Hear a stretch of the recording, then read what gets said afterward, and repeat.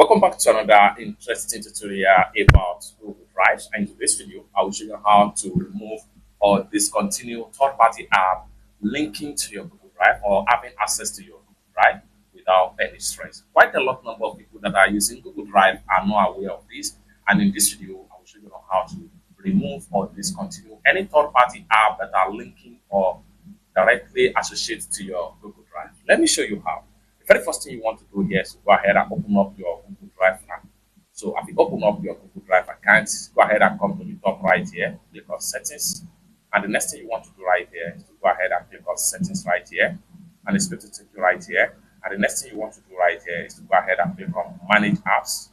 Under the manage apps right here, you have all apps that have been linked and associated to your Google Drive right here. So the more you scroll down, the more you see them right here, including your WhatsApp backup right here.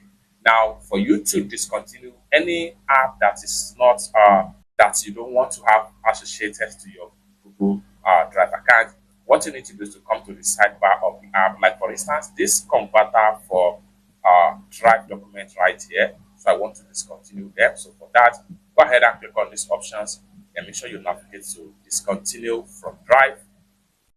And this is going to pop up right here. Discontinue app. Converter for Drive document will be disconnected from Drive.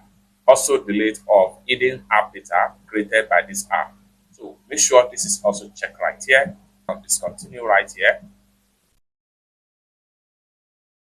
It's that simple. You can see the app is no longer be here. You can review as much as possible and discontinue as many as possible app from your Google Drive.